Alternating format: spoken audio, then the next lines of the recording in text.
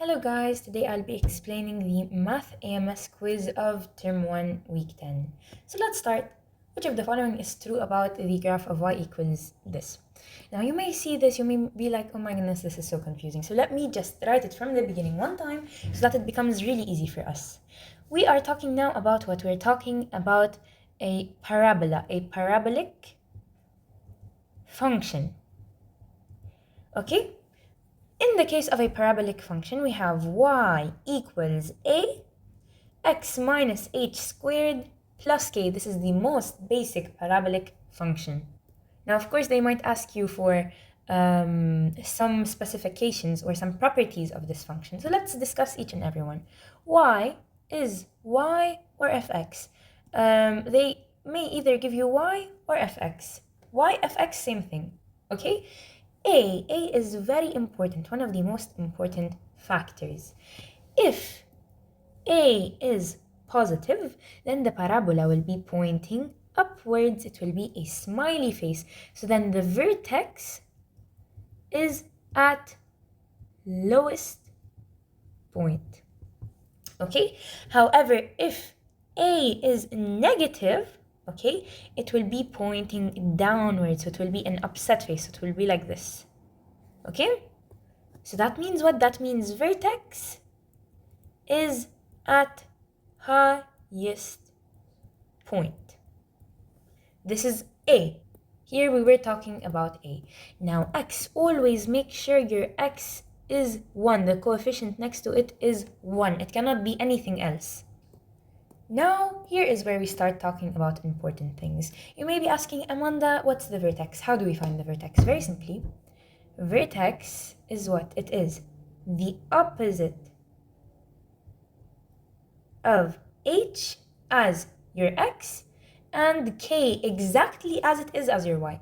For example, let's take this example over here. Y equals 2x minus 3 squared plus 5.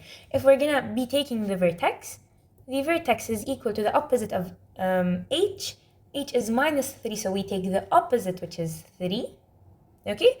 And then k is 5, so we take it exactly as it is, 5. So this is our vertex. Okay? Now we have two more things. I'll write them over here. We have the axis of symmetry. The axis of symmetry is where x is equal to the opposite of h. So it's equal to opposite of h. Now, after the axis symmetry, the last point we need to talk about is the range. The range depends on two factors. It depends on A and K. The range, if A is positive, then the range is going to be y is greater than or equal to k. Okay? However, if A is negative, then that means what? Y is less than or equal to k. So these are some properties about this. I explained it once and for all, so now hopefully it will become much easier for us to solve. So, which of the following is true about the graph of y equals negative 3x minus 1 squared minus 5? Very simply, we're going to start by looking at the A. Our A is negative. So negative means it's going to be pointing down. It's going to be a sad face. And the vertex is at the highest point. Okay? The next thing we're going to do is that we're going to shift to x. Is the coefficient of x1? If it is 1, we'll continue. Very next thing we're going to do is we're going to look for the vertex. We said the vertex is the opposite of h. In this case, it's minus 1, so the opposite of h is going to be 1. Okay? And k exactly as it is. So the vertex is 1 minus 5. Now they're asking for the axis of symmetry. Axis of symmetry. We said to find the axis of symmetry, x is equal to the opposite of h. So what's the opposite of h? The opposite of h is 1. So the axis of symmetry is x is equal to 1. And now finally we're going to find the range. We know that the range is y. Since a is negative, it's going to be less than or equal to the k as it is -5. So now we have all of the properties of this function. Let's proceed to solve it.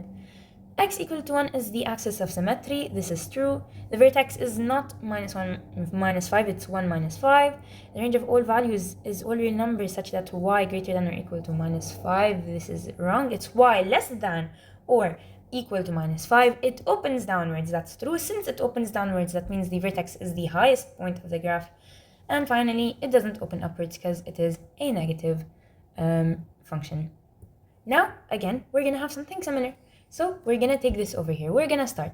We have our a is -3. So that means it's going to be opened downward and it is the highest.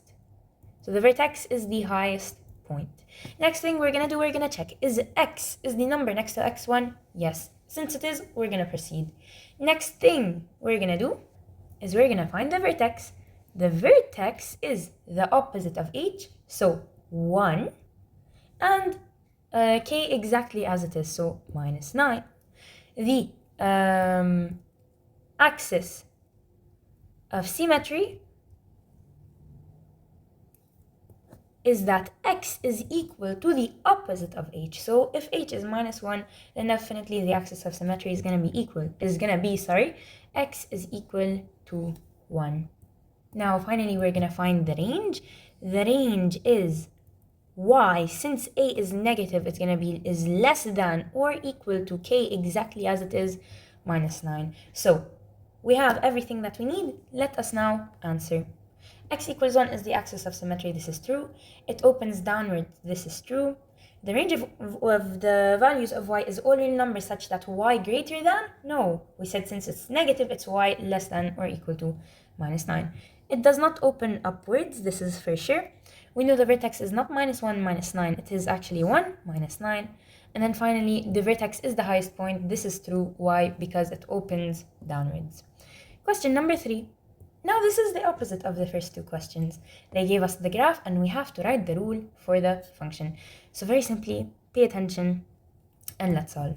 The very first thing we're going to do is we're going to find the vertex. Okay?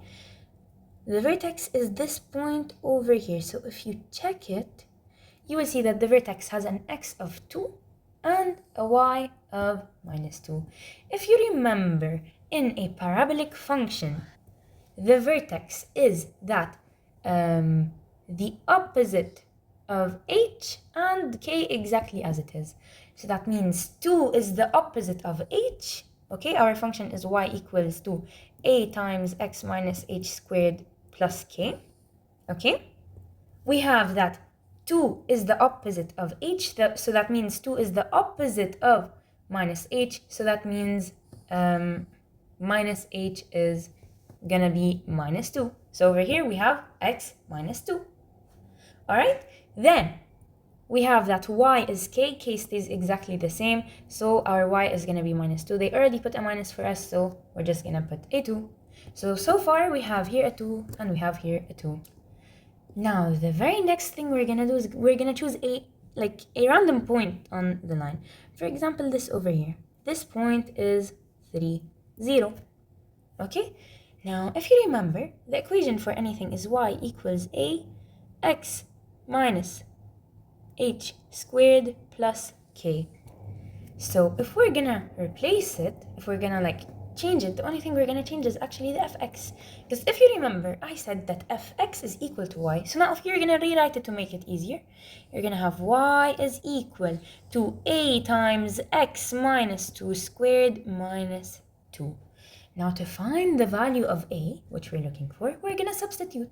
We have an x of 3 and a y of 0. So to substitute, we're going to have 0 is equal to a times 3 minus 2 squared minus 2. Okay, so now 0 is equal to a times 3 minus 2 is 1. 1 squared is 1. So a times 1 minus 2 is equal to 0. Bring -2 to the other side. Now you have what? Now you have that 2, because -2 to the other side becomes 2. 2 is equal to 1a. So then the value of a is definitely 2. So our answer here is gonna be 2. So question number 4.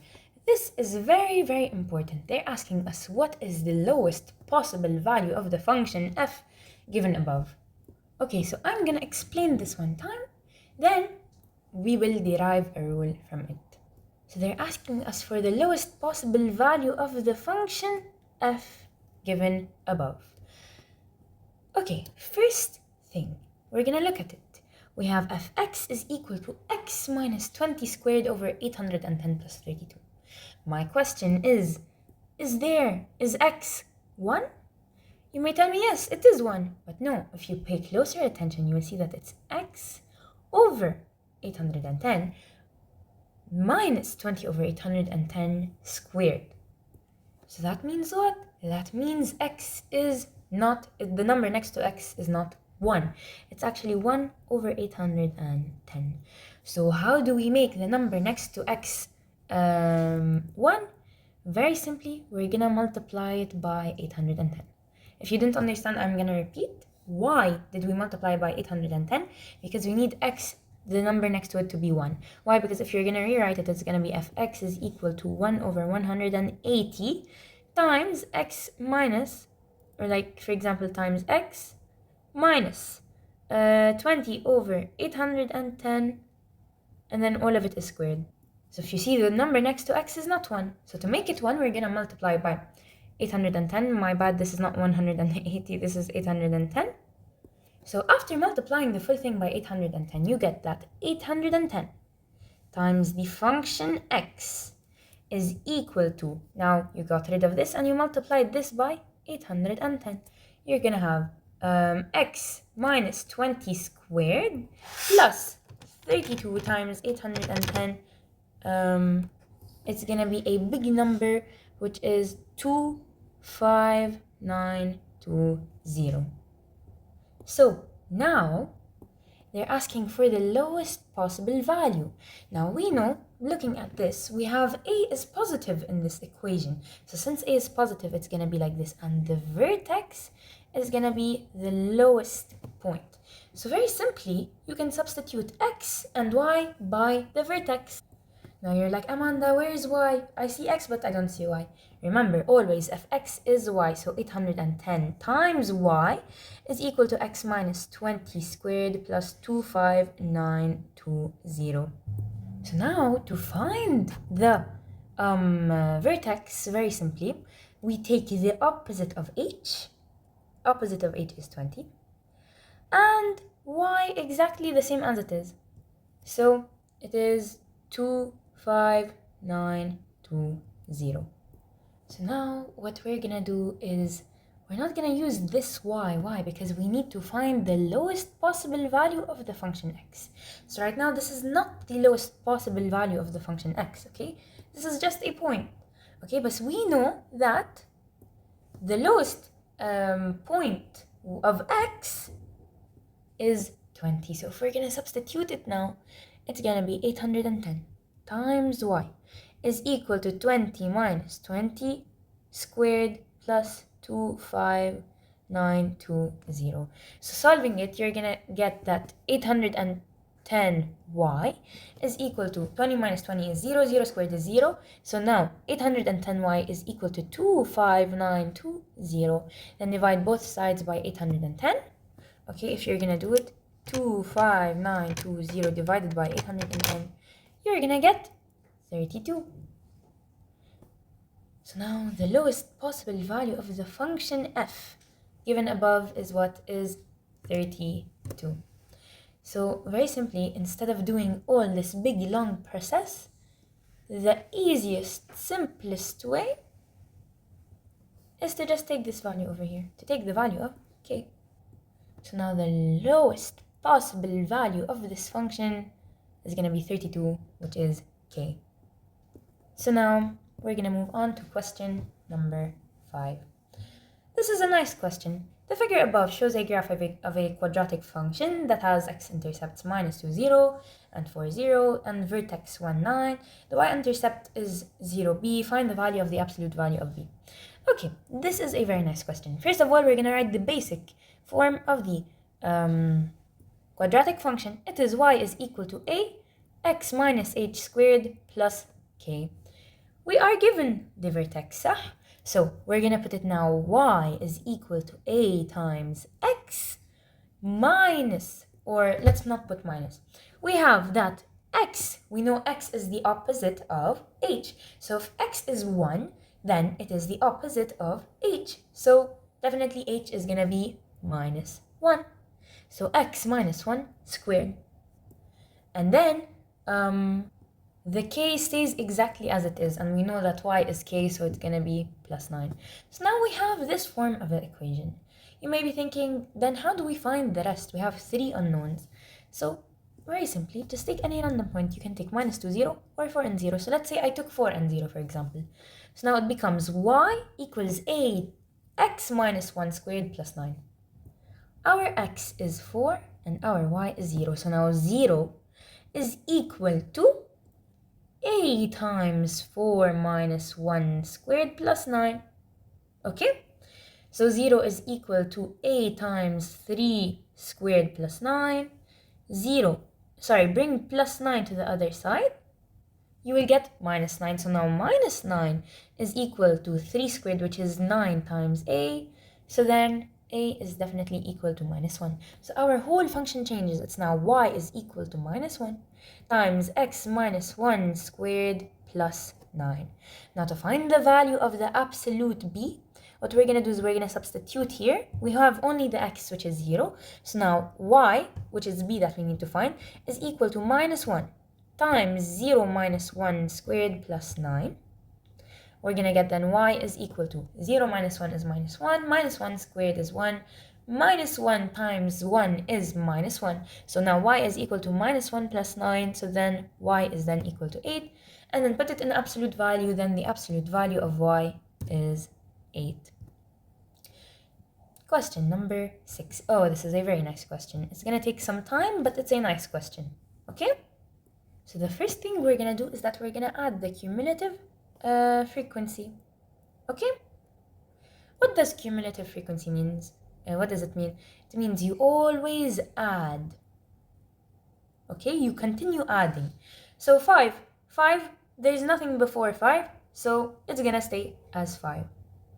Then 18, what's before 18? Before 18, in the cumulative frequency, there is 5. So now we're going to do 18 plus 5, and we are going to get 23. 7, what is before 7 in the cumulative frequency? We have 23. So we're going to add 7 to 23, and we will now get 30. So then we can notice it goes like this. 5 stays as 5. So then we do 5 plus 18, we get 23. Then we do 23 plus 7, we get 30. So now 30 plus 10, we will get 40. Then 40 plus 9, we will get 49. And then 49 plus 1, we will get then 50. Now this is really important. You're always going to take the time. So if you have an interval between 50 and 52, always take 52. You have 52, 54, take 54. You have 54, 56, take 56, 56, 58, take 58, 58, 60, take 60, and 60, 62, take 62. So now let's plot them. Keep them in mind or however you like to keep them. So the very first thing we have is that at cumulative frequency of 5, we have a time interval of 52, so it's going to be over here. Then at a cumulative frequency of 23, we have a time interval of 54, so I believe it's gonna be over here. A little bit less actually, so over here, let's say.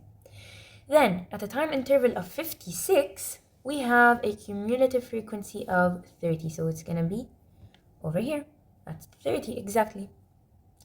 Then at a time interval of 58, we have a cumulative frequency of 40, so we're gonna go up to 40 and we're gonna click on 40.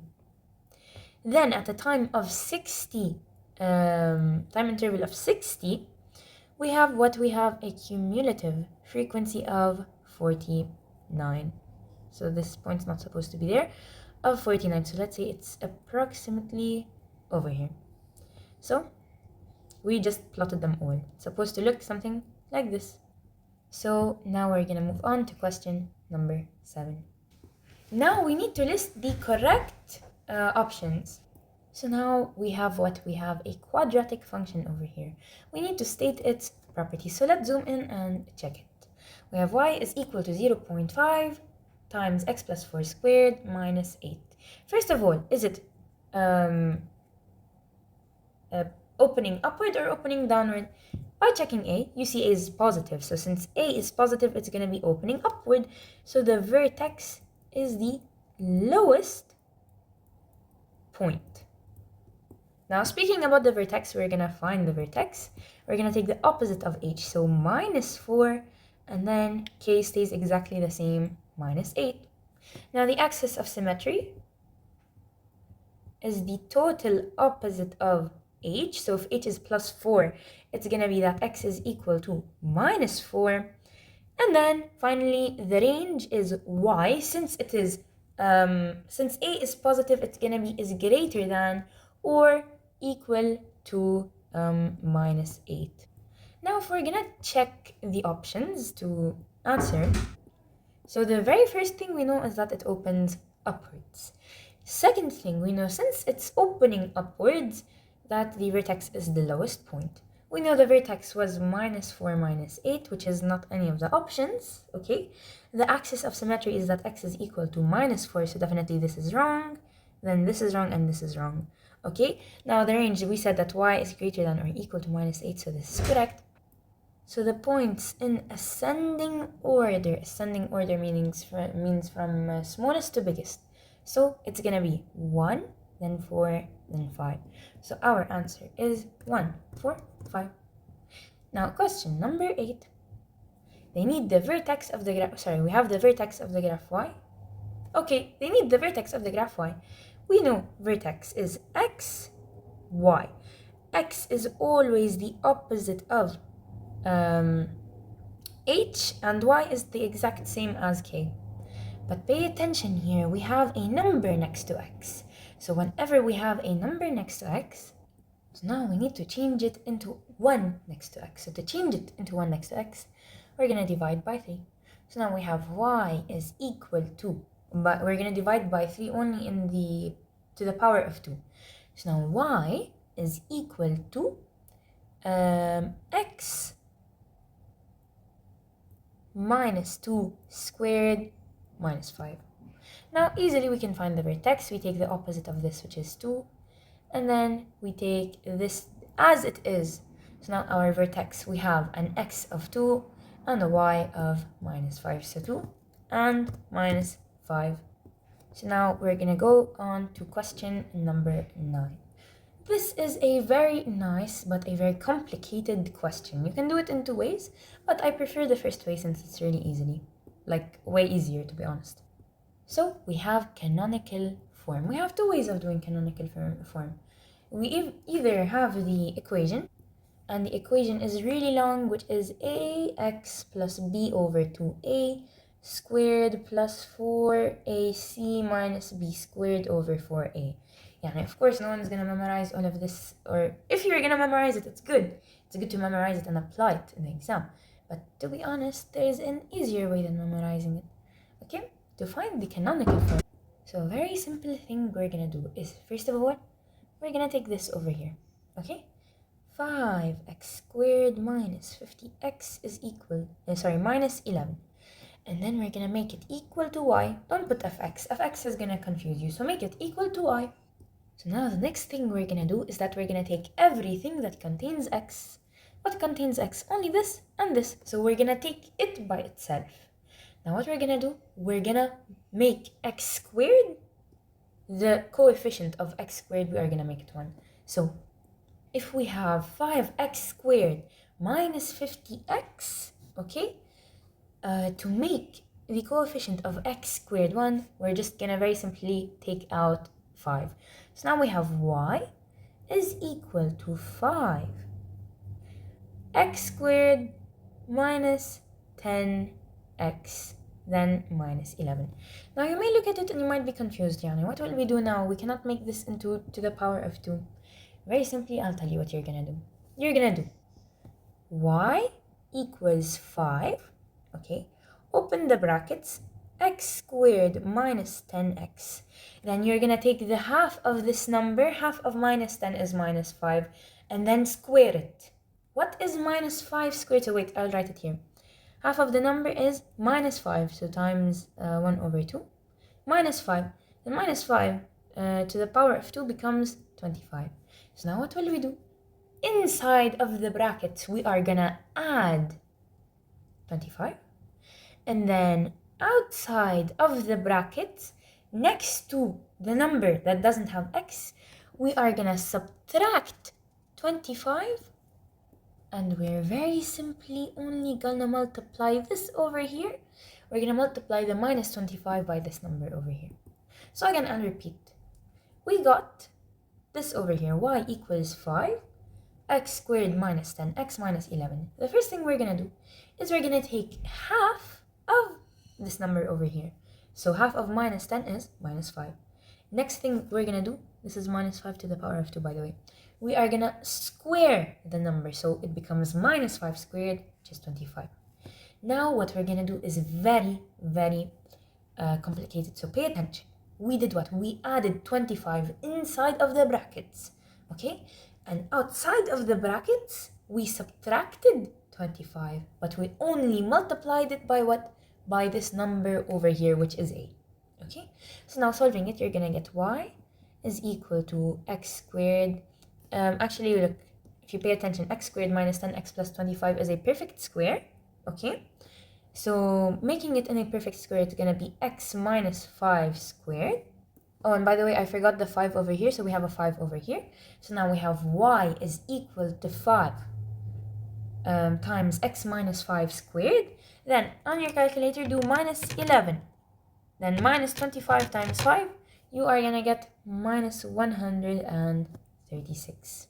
Okay, so now our answer is y is equal to 5x minus 5 squared minus 136. They need the value of k. Looking at k, the value of k is minus 136. But if you pay attention, don't do this mistake, okay? This is a very mistake that's very easy to avoid if you pay attention to the question. They already gave you a minus. So instead of putting minus 136, since they already gave us a minus, we're just gonna put 136. So then the answer is very simply 136. Question number 10. Again, we need to do the canonical form. Again, I'm gonna do it step by step. First thing, you're gonna rewrite it, but instead of fx, put y. Y is equal to 2x squared plus 4x plus 5. Okay, then everything with x, you're gonna take it into a bracket by itself. So now, y equals 2x squared plus 4x plus 5. Take out the common in this, or no, actually don't take out the common. Make sure that the number next to x squared is what is 1. So to do that, we're gonna have to take out 2. So very simply, it now becomes y is equal to, since we took out 2, it becomes 2x to the power of 2 plus 2x plus 5. Now, very important step. This number over here multiplied by half. What is half times 2? It is 1. Now this number over here, we're gonna square it. So this x to the power of 2 means square it. 1 to the power of 2 is 1. So now what are we gonna do? We're gonna do y is equal to 2 times x squared plus 2x. We're gonna add inside of the brackets, we're gonna add the square, which is 1, okay, plus 5. Now outside of the brackets, we're gonna subtract the square, which is 1, multiplied by what? Multiplied by the number over here. So if we're gonna solve it, you're gonna get y is equal to 2. This is a perfect square, which is x squared. My bad, not x squared, which is x plus 1 squared. Then, if you do on your calculator, plus 5 minus 1 times 2, you're gonna get 3, so plus 3. So in the canonical form, this over here is 2x plus 1 squared plus 3. So we're gonna put here 2, and then 1, and then 3. Question number 11. The equation of the axis symmetry of the graph y equals 1 over 3x minus 5 squared plus 14 is, remember we said that the axis of symmetry of anything is the opposite of h, opposite. But our issue here is that next to x we do not have 1. So very simply, to make the number next to x1, we're going to multiply just the brackets by 3. So now it becomes y is equal to 1 over 3 times 3 is 1. X minus 5 times 3 is minus 15. So x minus 15 squared plus 14. Then to find the axis of symmetry, we're going to take the opposite of this. And then the opposite of minus 15 is 15. So our answer here is 15. Question number 12. Now again, here we're going to be doing the canonical form. So again, let's make this into canonical form. So we have y equals minus 2x squared plus 16x minus 40. So we said we're going to put brackets around the things that have x, okay? After that, we're going to make the x squared 1. So it becomes y is equal to, you're going to take away minus 2, you're going to factor minus 2. So now minus 2 x squared, and then 16 divided by minus 2 becomes minus 8x minus 40. Now what we're going to do, we're going to take the half of this is minus 4. We're going to square it, so minus 4 squared becomes 16. Now what we're going to do is we're going to do y is equal to minus 2 x squared minus 8x. We're going to add 16 inside of the brackets, so plus 16, and then outside of the brackets we're going to subtract 16, but we're going to multiply it by this number over here. So now y is equal to minus 2. This becomes a perfect square, which I believe is x minus 4 squared. And then if you do on your calculator, minus 40 minus 16 times minus 2, you are going to get minus 8. So minus 2x minus 4 squared minus 8. So here we're going to put 4 and here we're going to put 8. Now question number 13. So now question number 13. By the way, guys, don't mind the time. It's because I went to go eat, so I left the quiz on, sorry. So they're asking us for the mean number of paintings. Whenever you're finding the mean, it means the average, okay? You're gonna do the total number over the total frequency. So how do we find the total number? Actually, to find the total number, we don't add these. We're gonna do the number of them painting multiplied by its frequency plus this times this, plus this times this, and etc.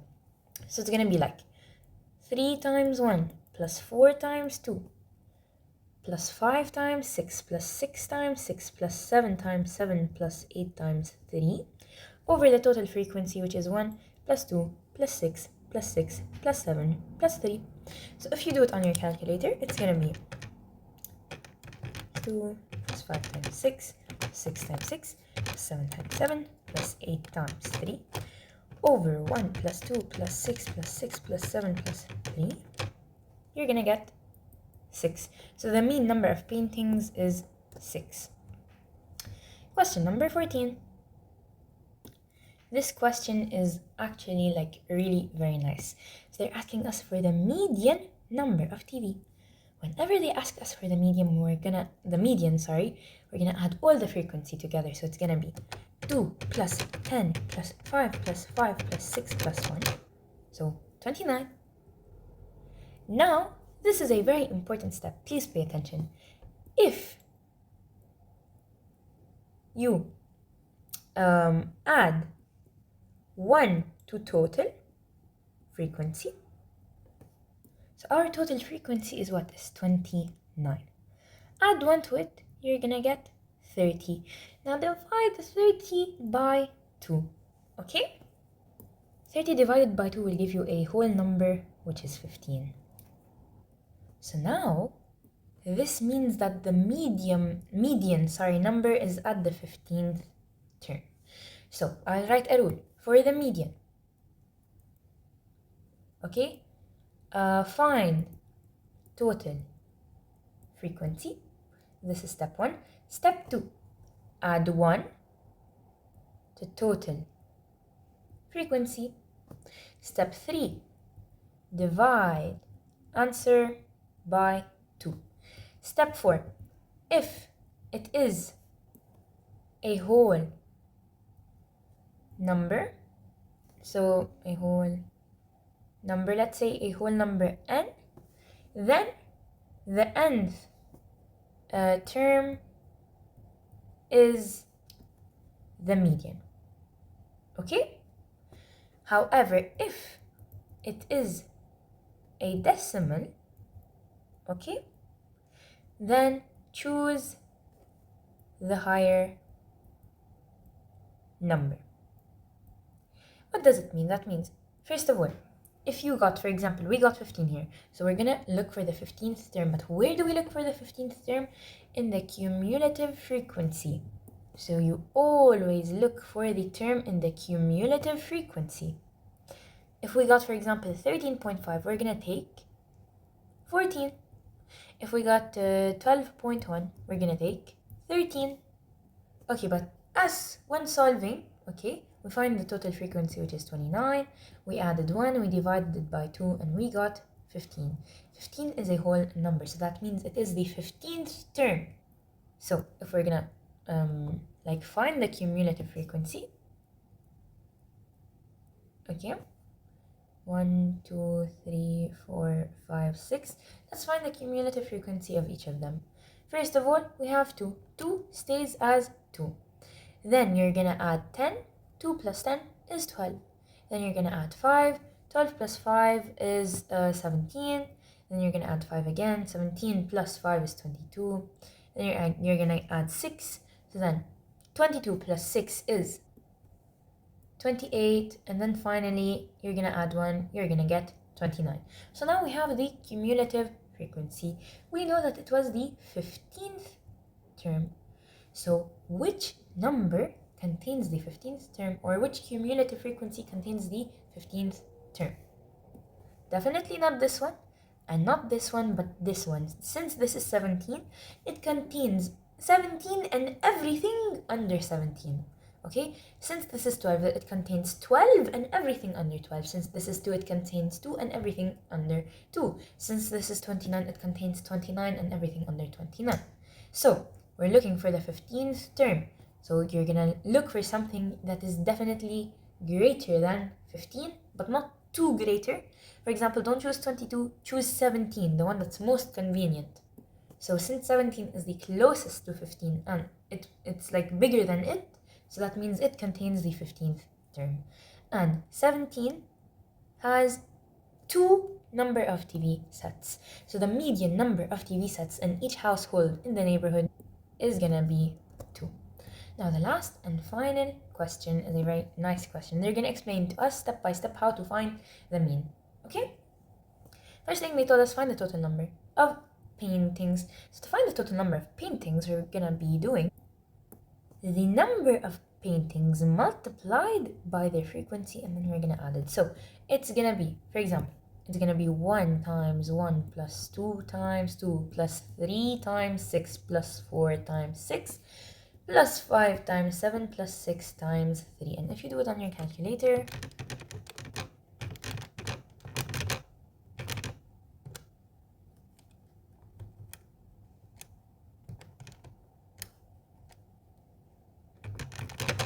we are gonna get 100. So the total number of paintings in this neighborhood is 100. Now what's the mean number of paintings in each household? To find the mean, remember it was the total number divided by the total frequency. We got the total number is 100 divided by the total frequency. So very simply add the frequency. 1 plus 2 plus 6 plus 6 plus 7 plus 3. We are gonna get 25. So it's gonna be 100 divided by 25, which is 4. So the mean number of paintings in each household is 4. So we're gonna submit, and inshallah we have no mistakes. Alhamdulillah, we have no mistakes. Thank you guys for watching. I hope you enjoyed and have a wonderful day.